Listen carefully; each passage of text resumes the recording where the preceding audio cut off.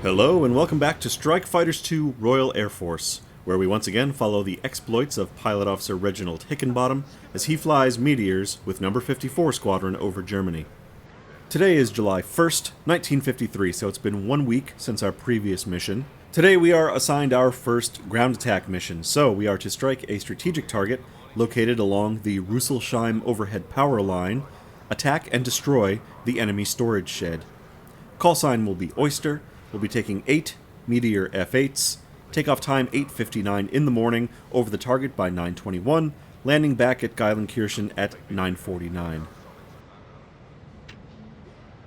Still flying the same aircraft as the last two missions, and somebody correctly pointed out that in the Queen's English, this aircraft serial would be VZ471B, so we're back in 471 once again, this time loaded with two 500-pound general-purpose bombs on the outboard racks, and of course our centerline 175-gallon ventral drop tank. Total takeoff weight 17,100 pounds. This is the same loadout for the first 4 aircraft. The first flight of Oyster is going to be the strike flight. Second flight is going to be our fighter escort. We're going to bring our own escorts with us, and that's going to be Oyster 2 through 4, and they have no loadout except for the central drop tank. They have a total takeoff weight of 15,860 pounds. And I'm bringing along these extra 4 aircraft because the skies in Germany have proved to be very, very busy all the time, and we're not always going to be able to rely on calling for reinforcements from the ground controller, so better to just bring our own backup with us for the entire flight. So now over to the map, where we have a lot going on. Like I said, it's only been 1 week since the previous mission, but a lot has happened. The Soviets are rampaging into West Germany.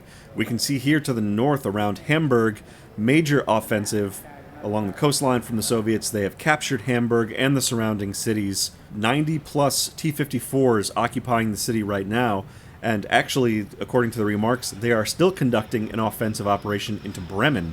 So that means that they are advancing southwest down this road, which is Route 1 out of Hamburg here, heading towards the city of Bremen right here on the river, which is being held by the British 1st Infantry Division, and they have 45 Mark V Centurion tanks.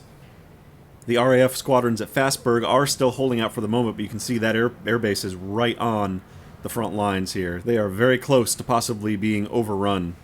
Holding in reserve to the east, we have 90-plus more tanks. These are T-10As. Meanwhile, down here to the south in our neighborhood, the offensive is going badly for us as well. This is the offensive that we repulsed, or helped repulse last time. Sometime during the week, our lines collapsed, and we've got this huge bulge in the Soviet lines as they've moved in and occupied Frankfurt, including 2 major U.S. air bases now under Soviet control. This is the 6th Guards Tank Division. More T-54s, 90-plus tanks rolling in and occupying Frankfurt. Allied defensive units include in the south the British 6th Infantry in Würzburg, U.S. 3rd Armored Cav to the north, British 7th Infantry behind them, and probably bearing the brunt of the attack right now, the U.S. 8th Infantry at Koblenz, holding off these advancing tanks to the northwest. So as you can see, real bad news for us.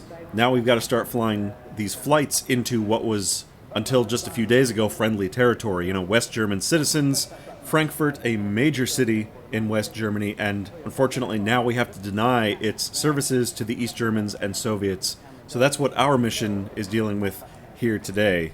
The good news is that it's a much shorter flight because it's that much closer to us.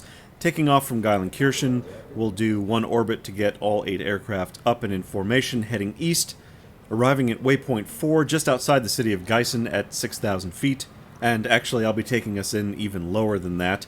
Then we turn south, heading for our objective point as we make a zoom climb up to altitude so that we can wing over and drop our bombs on the target. Today's target is actually really interesting, and let's take a look at our recon photos while I go into a little bit more detail on that. Now, the game is calling this target area the Rüsselsheim overhead power line, when in fact Rüsselsheim is down to the south along the river. It's a part of or directly next to Frankfurt. What we're actually looking at here is a mountain called the Grosser Feldberg. This is a 3,000-foot peak, and this is the tallest mountain in the Taunus mountain range. The city of Bad Homburg is down to the southeast, right at the base of the mountain, and our target is right in the center, right on the peak of this mountain, or right near the peak of this mountain, with the high-tension power lines heading due south, down the mountainside, down into Frankfurt. Now, the game is calling this target a shack. It's very uninteresting. It's just a small storage building. I think what it really would be in real life is this thing called the Feldberg Taunus transmitter. This is a radio and later television transmitter that was built in 1937 for broadcasting into the Frankfurt and Rhine-Main area. Because of its prime position up on top of the mountain, during World War II, it was converted into a radar station. This made it a prime target for Allied bombers, and by the end of the war, large sections of the site had been destroyed or had burned down. Reconstruction on the site began in 1950, and it was rebuilt as a 380-foot TV and radio tower. Because of its unique architecture, the building is now a protected historical site and a tourist attraction, boasting scenic views and an on-site cafe. So you can see it's a much more interesting target than the game would lead us to believe. It's not just an electrical shack out in the middle of nowhere, it's actually a huge transmitter that's probably right now being used to both send military communications as well as broadcasting propaganda into the newly conquered lands, welcoming the Soviets and East Germans into Frankfurt. Here's a closer view of the building up on the mountainside. Bad Homburg is off in the distance there. Frankfurt's over to the right. And in fact, here's a view looking directly south along the path of the lines down into the city, and we can just see in the distance there, circled in red, the Rhine-Main Air Force Base, now captured and occupied by the Soviets.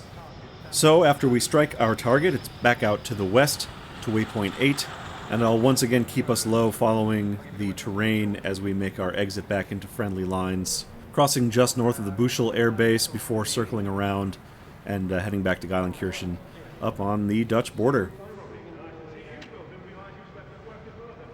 Finally, our roster today: Pilot Officer Reginald Hickenbottom after 2 combat missions, 7 air-to-air kills.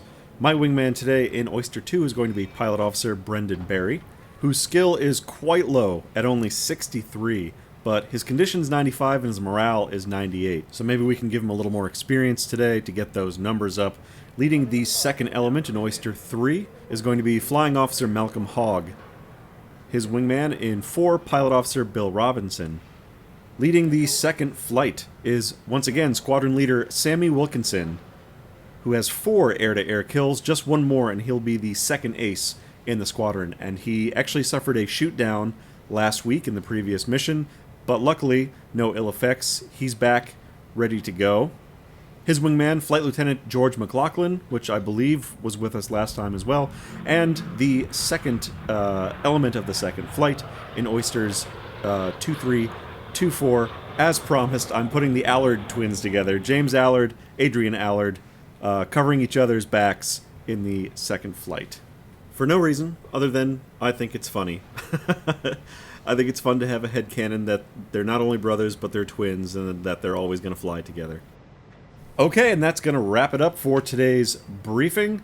Once more into the breach, trying to stem the tide of the Soviet advance as it is making major inroads into West Germany here. So we'll see you out on the tarmac as we get our meteors fired up and ready to go.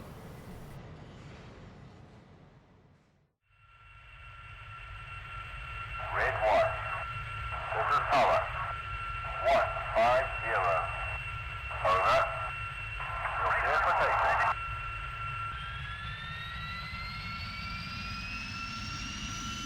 Oyster 1 is rolling.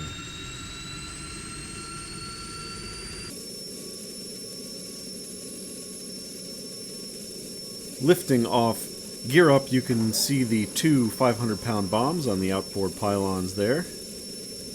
Pretty limited ground attack capability on the Meteor, but still, with a big rocket pack on the outboards and the 20mm guns, ground attack ended up being their primary mission with the Royal Australian Air Force in Korea. They did more ground attack and close air support than actual dogfighting.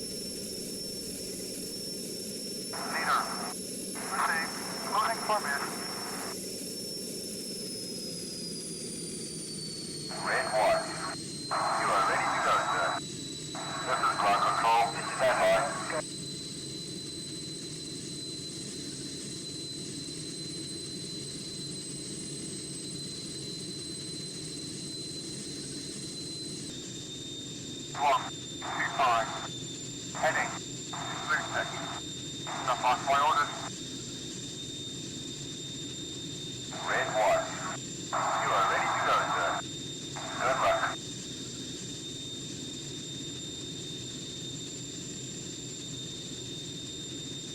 And as we're coming around to downwind, there's some of the wingmen already up, getting into position.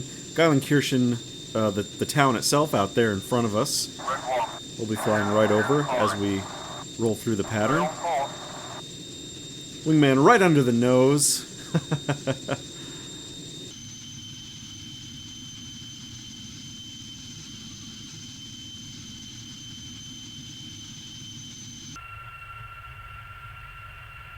And here's the last of Oyster Flight getting airborne. Coming back around on upwind now, and we'll overfly the runway on course and just over the airfield. We will turn over to waypoint 3.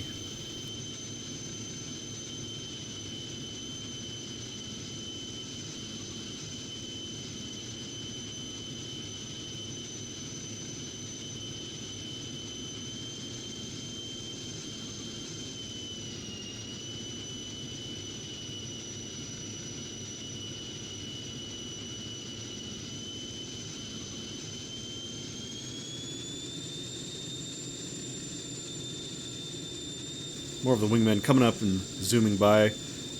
Peeking over here around the canopy framing to the right. And there I can just see maybe the last or second to last wingman just getting airborne there.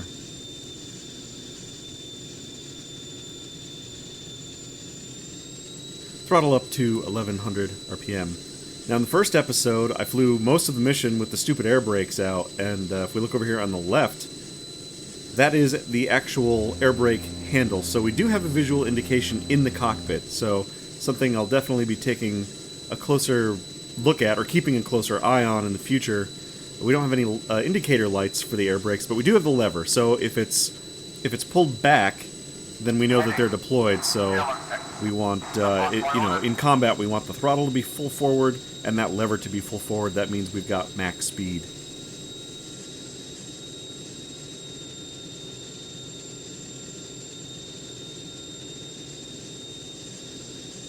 Speaking of throttle, I think that I have a little bit of problems with my throttle here on the stick. I think maybe my stick needs to be calibrated.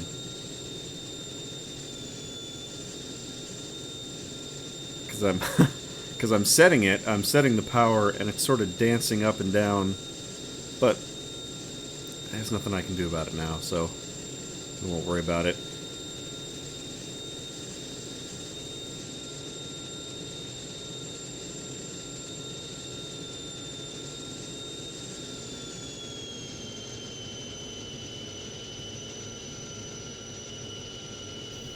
Okay, first flight is in position, 2 off my left, 3 and 4 out to the right.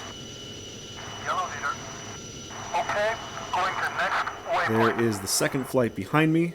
Oysters 2-1, 2-2, 2-3, 2-4, so they'll get in behind us. Out ahead of us here is Cologne, the Rhine River. We're going to fly right over that. And we're going to be sticking down low here at this altitude. So because our assigned cruise speed, all of our timing is set up for 350 knots, I can actually pull the power much farther back than it sort of normally is when we're way up high at cruising altitude. But that's just because our indicated airspeed is higher because the air is thicker. Our ground speed is actually slower than it would be if we were up at 20,000 feet. But I want to keep us low and off the radars this time.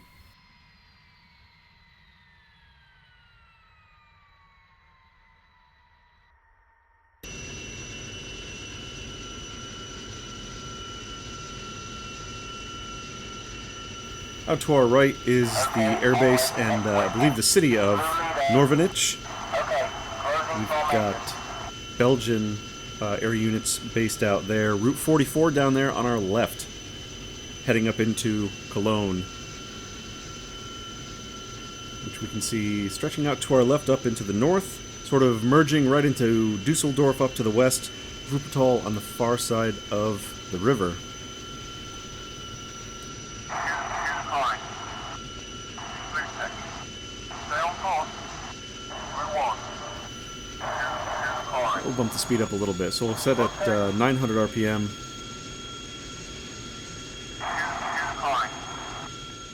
Today we talk about our Royal Air Force No. 54 Squadron, which has a colorful history that dates all the way back to World War I. Under the Royal Flying Corps, the forerunner of the RAF, No. 54 was formed in the village of Castle Bromwich in 1916. The Castle Bromwich Aerodrome was already a popular refueling spot for early air races, and would later become the largest Spitfire factory during World War II. Located in central England, 54 Squadron was equipped with BE-2Cs and Avro 504s, performing home defense duties against German Zeppelin and bomber attacks. After 4 months of this, the squadron was upgraded and became the first Royal Flying Corps squadron to operate the new Sopwith Scout. The Scout is better known today as the Sopwith Pup, an unofficial name given by its pilots, which the RFC hated for being, quote, undignified. Armed with their new pups, 54 Squadron was deployed to France in December of 1916, claiming its first kill 4 months later in April. The squadron specialized in shooting down observation balloons and ground attack missions. They upgraded to Sopwith Camels in 1917. The squadron produced 11 flying aces during the war. The squadron was disbanded for 11 years after the war, reforming in 1930 with Bristol Bulldog fighters at RAF Hornchurch. The squadron upgraded to several other interwar biplanes until receiving Spitfires in 1939. The squadron was heavily involved with the evacuation of France in May of 1940. While providing air cover over Dunkirk, they shot down 31 German planes for a loss of 7. The Battle of Britain came immediately after, and after 2 months of heavy fighting, 54 Squadron was withdrawn to northern England due to losses. One pilot, New Zealand native Alan Deere, shot down 11 German aircraft while he himself was shot down 7 times. 1941 and 42 saw the squadron back over France and performing coastal patrols until mid-1942 when they were moved to Darwin, Australia, joining with the Australian No. 1 Wing for air defense duties against Japanese aircraft. The Spitfires had been damaged during transport, which led to ongoing mechanical troubles, but 54 Squadron pilots did get several kills on the few occasions when they met with the Japanese. After the war, the squadron was disbanded in Australia and reformed back in England a month later when a Hawker Tempest squadron was renumbered to 54. The new incarnation of the squadron relocated to RAF Odium and upgraded to de Havilland Vampires in 1947. In 1948, 6 Vampires from the squadron became the first jet aircraft to cross the Atlantic, only a few hours ahead of a U.S. team of P-80s crossing in the other direction. 1952 saw the arrival of the Meteors, which they held onto for 3 years. Had war broken out in 1952, as it has here in the game, Meteors are what the squadron would have forward deployed to Germany with. In real life, the Meteors were upgraded to Hawker Hunter F-1s in 1955. The squadron stuck with the Hunters for the next 14 years, transitioning through 4 versions of the jet. The ground attack FGA-9 was the final variant, which they flew for most of the 1960s. In 1969, the next transition was to the American F-4 Phantom II, redesignated by the RAF as the Phantom FGR-2. Economic and political pressure had led to the collapse of the once booming British aerospace industry in the 1960s, and with several key projects cancelled, the RAF and the Royal Navy found themselves in need of tactical strike and fleet defense aircraft, respectively. The British government decided that the American Phantom could fill both roles at a cheaper cost than developing new aircraft, and the UK became the first export customer for the F-4. Number 54 Squadron was the second RAF Phantom unit in the country, behind Number 6 Squadron in 1969. In 1974, the Phantoms were replaced by Seppicat Jaguars, and the squadron relocated to RAF Coltishall. The squadron was now a dedicated tactical and nuclear strike squadron, ready to deploy to continental Europe with conventional and nuclear weapons in the event of war.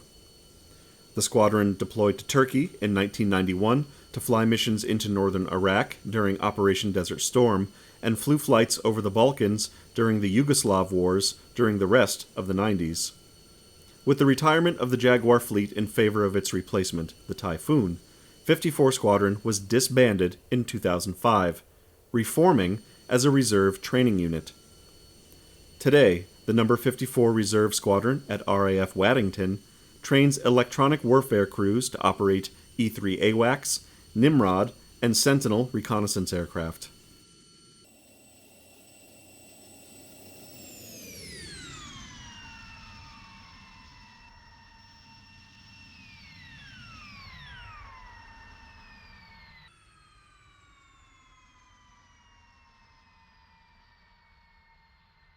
There's waypoint 4.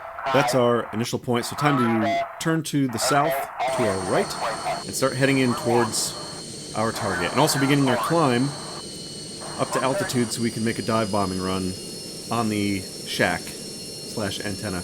And see that dark spot right out there, that mountain to the right? That should be the Grosser Feldberg, and that's where our target should be. Let's put Flight 2 on the defensive, so we're going to have them engage air. So they're just going to hang out in formation behind us, and if any MiGs show up, they should engage on their own. And we'll just keep Flight 1 in formation for the moment. We're just full power, zoom climbing up, probably right to the bottom of this cloud cover. Ooh, I don't want to go underneath 300 knots, so we'll let the nose come back down. Keeping it just to the right off my nose, we can keep an eye on the target. There's Frankfurt just beyond it, down in the valley on the far side of the hill. Actually, my mistake, I think this might be Bad Homburg here actually close, and that's Frankfurt out to the right in the distance. Looks like we've got some scattered AA down to the left. There's our target, clear as day, right down in the middle of that forested area. So let's get Pilot Officer Barry rolling in on the target. Wingman number 2, attack my target. Flight 1, attack my target. 3 is breaking off. Looks like 4 is going to stick with me. 2's in hot as we roll up over the top. Finding the target, there it is. Down we go. Got the GP bombs selected. Nose down.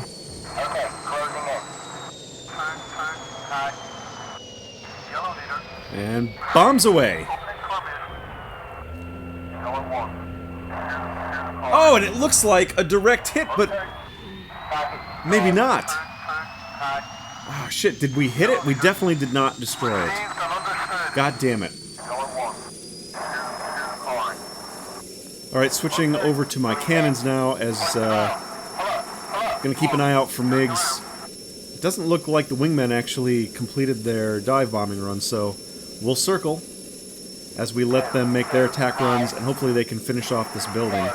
It must have at least damaged it. It looked like they hit right on top of it.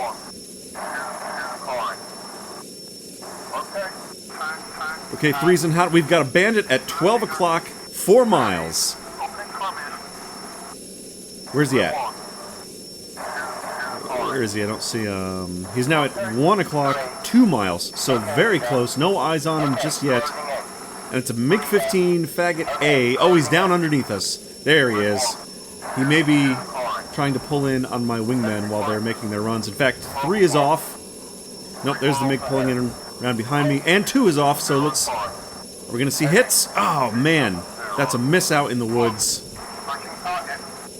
And I am not getting the message for mission complete, so I think maybe 2 and 3's bombs both missed. Now we're engaged with MiGs. There he is. Look at this. Right over Bad Homburg. As we're pulling in right around on his 6 o'clock, he's either oblivious to us or focused on something else, and he is moving right in close for a kill, firing. Yes, and that is a hit. Down he goes, flaming. Pieces coming off. Scratch 1 MiG-15. There's our target surrounded in smoke, but no direct hits apparently. Or if they were direct hits, not enough to destroy the target completely. Let's get Flight 1 attacking my target again. Maybe 4 will actually engage. We got another MiG-15 pulling in behind me now.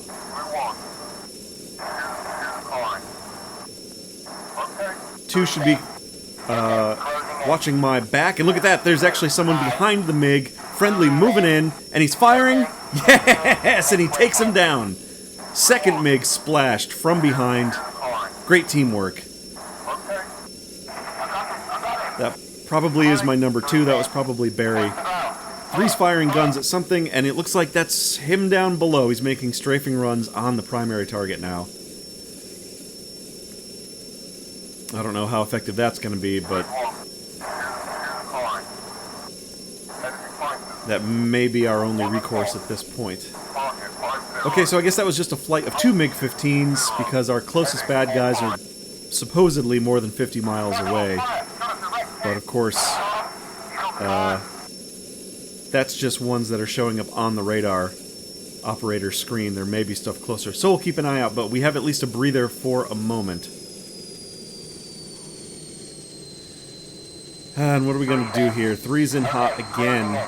4 is not attacking, and I'm thinking of maybe giving them the order to just attack ground in general and see if maybe 4 decides to attack the target. But usually that means that they all go off and attack AAA stations.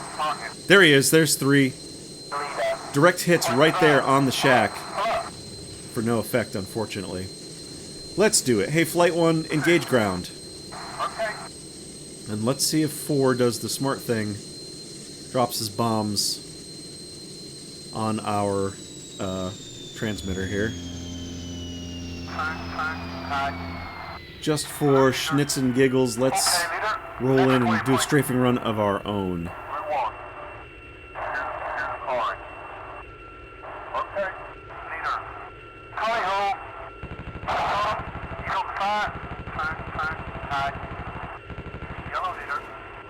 Oh boy. Okay. Meteor a little slow on the pullout that time, but we were up above the trees, so no problem. Oh, look, Oyster 4. He's way out to the east. Yeah, look at that. Just drop bombs on something way the hell out there. Okay. Let's get them back together. Oh shit, we just got a call for bandits, so more MiGs. Back in the area, 5 miles behind us. Oh, and these are Faggot Bs now. So let's get Flight 1 engaging air. And get 2 back on my 6. We got at least 1 MiG high up Now at 12 o'clock, 2 is still attacking stuff on the ground. That's not good. Getting the gun sight back into air-to-air. Looks like at least 1 MiG here. 2's in hot on the ground again. No, 2. Get back on my 6.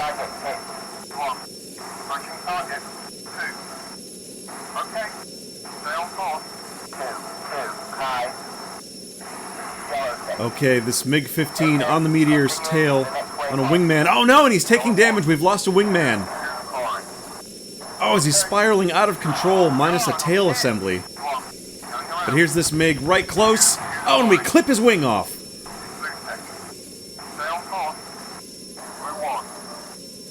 And he is smoking, minus a wingtip, slowly rolling in, and he is out of here. Unfortunately, he's going down right next to the plume of my wingman. 2's still with me. But there's still more bandits. We've had another wingman be hit. I don't know where that is. Nope, the same 2 plumes out to my left. Okay, it says, oh, there's something out there to my right. Okay, Immelman up and over the top because we've got something right close at 1 mile, and I can't see where this MiG is. Nope, there he is. Look at that. He is right there at the top of the screen there. He's pulling in behind me, and he stalls off. Look at that. He ran out of airspeed, and he's stalling. Meteor zooming by as we complete this rollout, or this the bottom end of this loop here. Gathering the airspeed back up towards 300 so we can pull in underneath this MiG. Let's cut down in the low yo-yo a little bit. We got to get the speed back up so we can catch back up to him. He is turning hard up at our 11 o'clock high. Let's reiterate to the squadron to attack air. Everybody attack air. And my wingman, cover my 6... Oh, shit. Wingman is down. That's Barry. We've lost him. I'm getting no radio contact from him. Shit. Okay, so I've got nobody watching my tail, so it's just me. We gotta engage with this MiG, but also make sure that we're keeping an eye on our 6 o'clock. Another smoke plume out to the 1 o'clock. Hopefully more baddies. Oop, that was a meteor. There's the MiG. He is out there, and he's cutting back in towards me as we go up over the top. Oh, yes.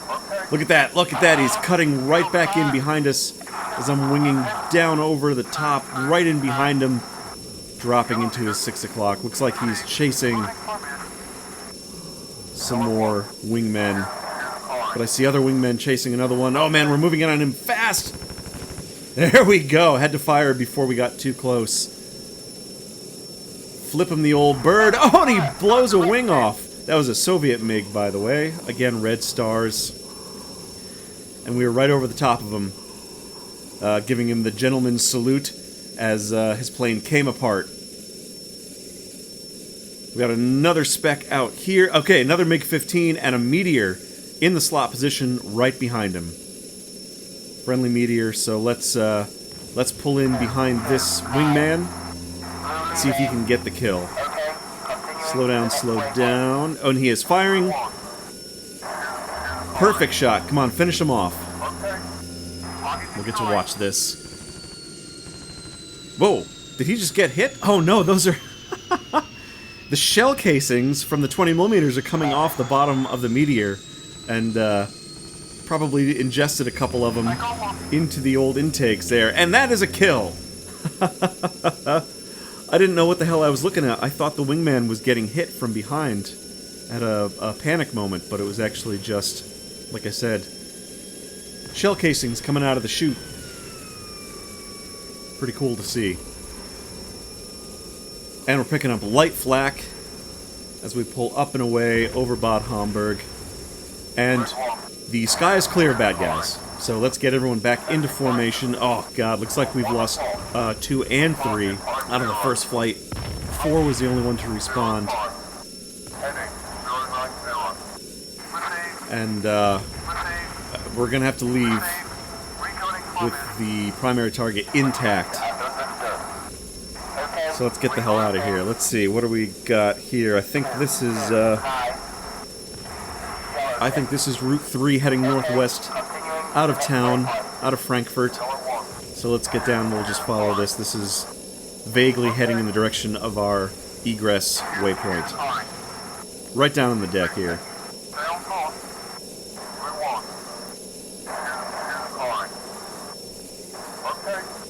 Full power, we're up over 500 knots. Treetop level.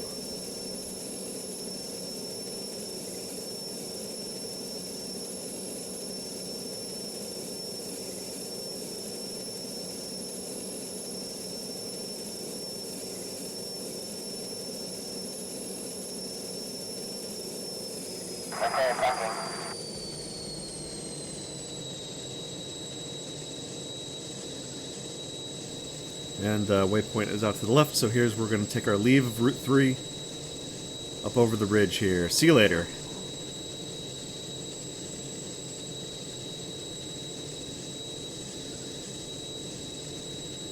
And we're just back down, following the train back off the Soviet radar, making our way back up to the west and then the northwest, and hopefully the rest of Oyster Flight falling into position soon. Yeah, there they are. 1, 2, 3. Oh my god, there's only 4 aircraft left. This looks like we lost 3 meteors this time, if that's to be believed. We'll take roll call once we're a little bit further away.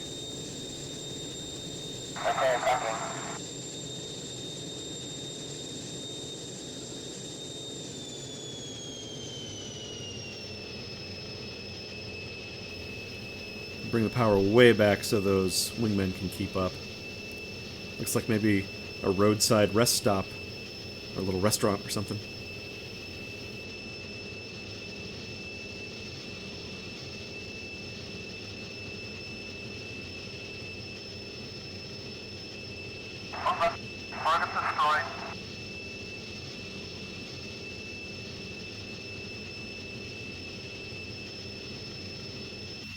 Alright, we can see the other guys behind us there. They're sort of going up and down. They're freaking out a little bit. So, touch of power and we'll climb up to a couple of thousand feet. Just so they stop wigging out.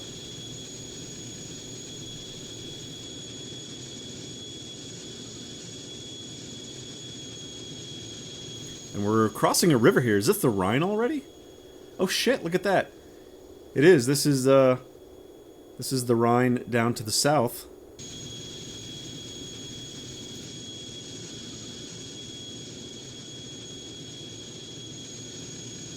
And we're passing over it already, so that would be, I think that's Koblenz, the city right there. And then it continues up to the north, goes back into Bonn and the Cologne area. This is a little bit further south than we're used to coming back. The last 2 missions we've been up to the north. We really haven't seen this area yet.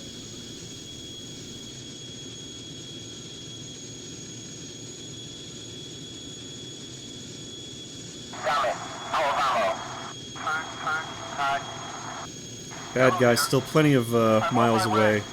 Not a factor.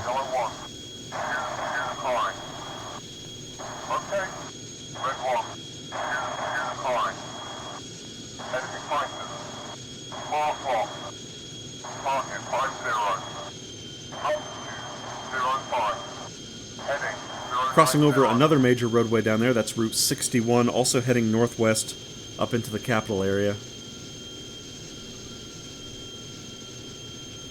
And we're over it now as Pilot Officer Robinson, number 4, pulls into position, and we're getting calls for bingo fuel.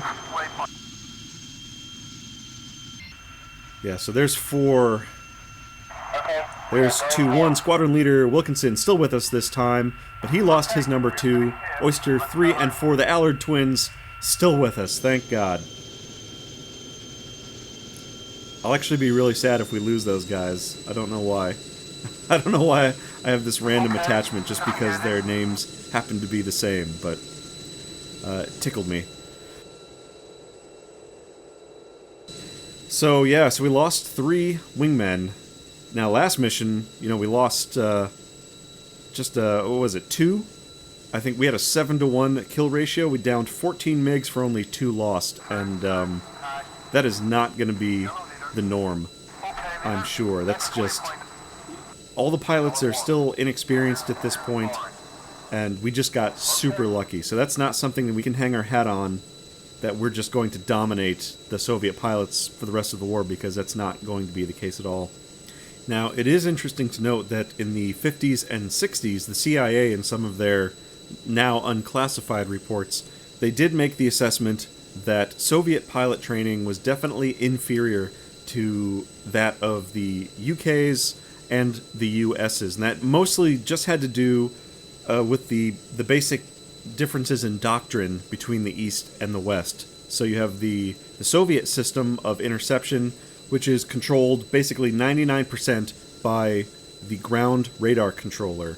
Soviet pilots had very little latitude in making their own decisions regarding looking for or engaging enemy aircraft. They had to follow to the letter the instructions of a ground controller, that he was in charge of the intercept or the attack or the allocation of Soviet fighters. On the other hand, you had the Western doctrine, which is definitely much more of a free-roaming system, where the flight leaders were in direct control of their flights and made decisions based on what they could see physically with their eyes and their radars. I think the fact that the Western pilots were trained and encouraged to operate on their own, independent of any sort of radar guidance, other than just giving them suggestions on where targets might be, really gave them would have given them a superior tactical edge with situational awareness that the Soviet pilots may not have had as much, because they were trained instead to just bore right in on the target and do exactly what they were told. Now, historically speaking, by the 60s, the U.S. aircrews had lost any of that creative edge that the free thinking might have given them, because the Air Force was no longer training their pilots to fight. The Navy was barely training their pilots. Everyone was under the assumption that you just lined up behind a bomber and fired a missile. And so when Vietnam came along and none of their missiles worked, U.S. aircrews were at a supreme disadvantage because they didn't know how to fight in the air. They had lost the knowledge. But here in the early 50s, both the U.S. and U.K. crews would still have been fresh off of World War II, and and still had that knowledge with them. Now, I guess for that same reason, you could say that the Soviet pilots were also just as fresh off of the Second World War, and so probably a lot of knowledge and experience were still contained within their ranks. But both sides would have had a lot of new recruits in their ranks, very green pilots just coming in, over the last 8 years or whatever it is, less than 10 years. And so just based on rookie pilots receiving basic training from their governments at this time, I think that the Western philosophy would still have won out with a slight tactical advantage. Now, would the Soviets have cared about that advantage? No, probably not, because they pumped out pilots and aircraft in about a third of the time and cost as their U.S. equivalents, so their strength was in numbers. They just had an unbelievable amount of airplanes, so the plan would have been to offset any of those other tactical advantages with just overwhelming the West.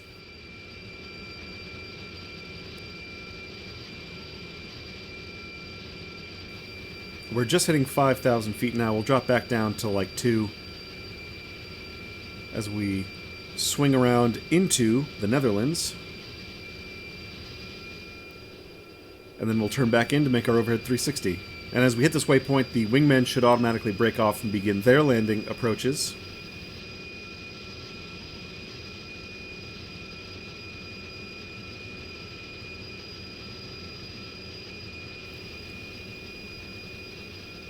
There we go, let's take a look at 4. We should hit that waypoint any second. We'll see if he does it automatically or if we have to order them to do it manually. There we go, waypoint 8. And there's 4 pulling up and away. So they are doing it automatically.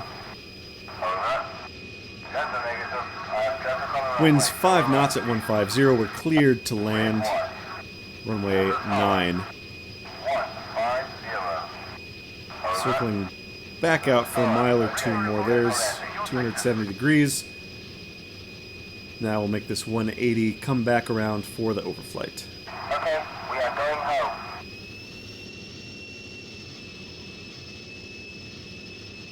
Received and understood. Continuing to the next waypoint.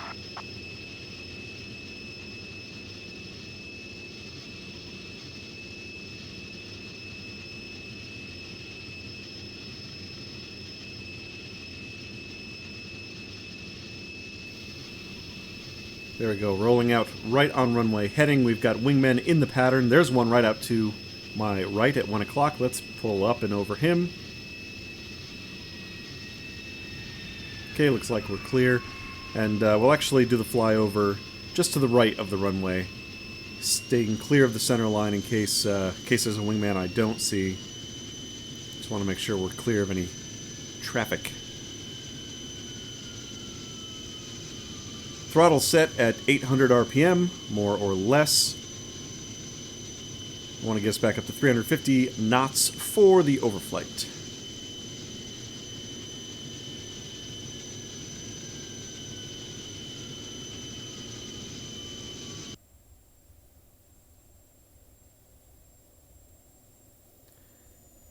View from the tower as we are right over the top of Geilenkirchen. Pulling into the brake, air brakes out, chopping the throttle.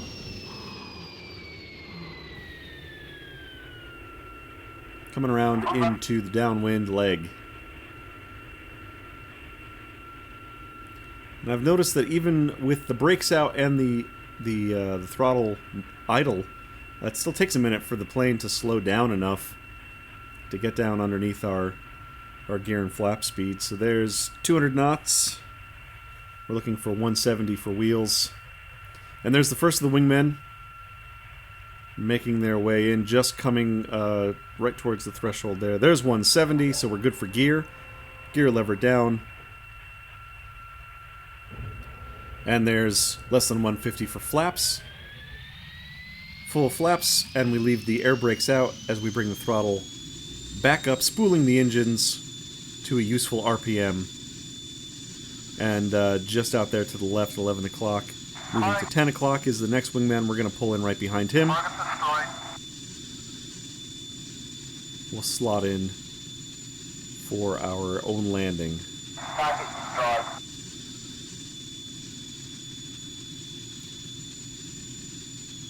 Over the fields of Holland.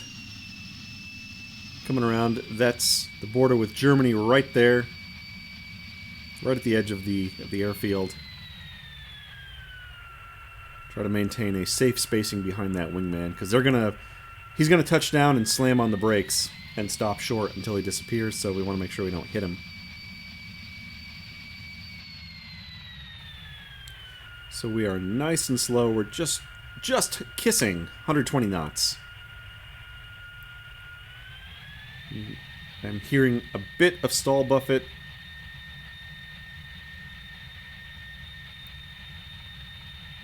Let me let it settle down. Ooh, just a tad more. Blip the throttle. And we touch down right at or near 100 knots.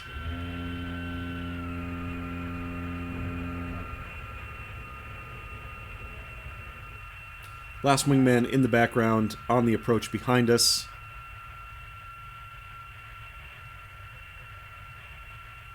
And we just passed the marker board for the last 1,000 feet of the runway. Here's our turnoff. We're going to leave the runway, taxi back over and shut down, and I will see you in the debriefing.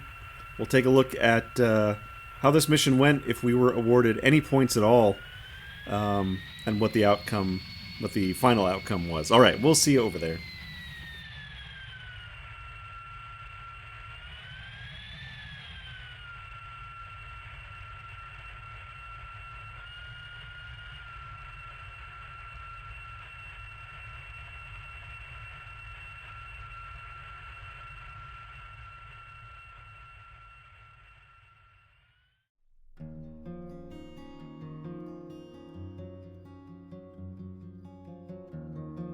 Alright, we were to strike a strategic target located in the Rüsselsheim overhead power line, attack and destroy the enemy storage shed. Flight time was 47 minutes and 35 seconds. Result, mission was aborted. Primary target was not damaged at all? Son of a bitch. 6 additional enemy aircraft were destroyed though. For a loss of 3 meteors, unfortunately, 1 meteor was damaged. Rating of failure, we still got 550 points. And remarks, the enemy offensive into Bremen has been repulsed. So once again, the Bremen offensive, or the Hamburg offensive, is up to the north. So that's not even... we're dealing with the offense in the south. That's a separate offensive going on in the north, but luckily, whatever was going on up there, we were at least successful up to the north today. Today's stats, I fired 259 rounds from my 20mm Hispano Mark II cannons for 3 kills. So 3 aerial kills today. That was 3 MiG-15s go to me alone. I got a 54% hit rating. A bunch of those rounds were going into the warehouse, or the shack as well, so that's a little bit deceiving. I wasn't that great of a shot in the air, but still 54%, pretty high. Now, check this shit out. Both 500-pound GP bombs, they both hit for 100% hit rating, but somehow they didn't manage to damage the shack, and I got no kills with it, so it didn't destroy the shack either, but that counted. For whatever reason, it said it wasn't even partially damaged. My number 2, Pilot Officer Barry, he got 1 aerial kill with 44 rounds, and I believe that was when he picked that MiG off our tail. So he was doing his job today.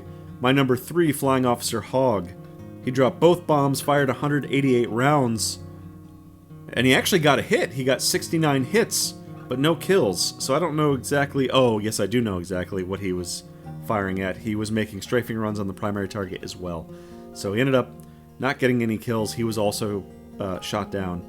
Pilot Officer Robinson, our number 4, he got himself a gun kill, and I think that is an air-to-air kill. So I think he knocked down one of the MiGs today, missed with his bombs, and then Squadron Leader Wilkinson got 2 MiG kills today.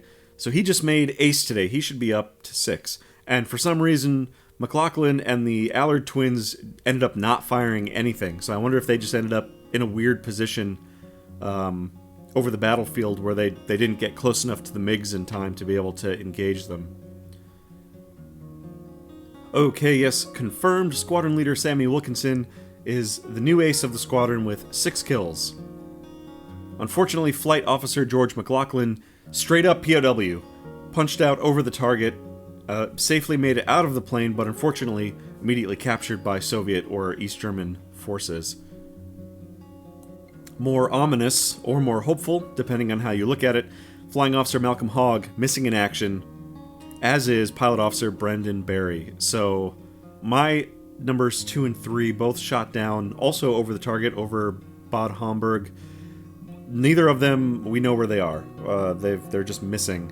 So, I mean, that could mean anything. You know, maybe they could make it back. But that's also what I said about Neville Franklin, who I think went missing in the first mission. So it was like, well, that would be 3 weeks ago now, and he is still missing. So these might just be MIAs whose bodies have simply not been found yet, and they're actually dead. But I like to stay hopeful that they're gonna reappear.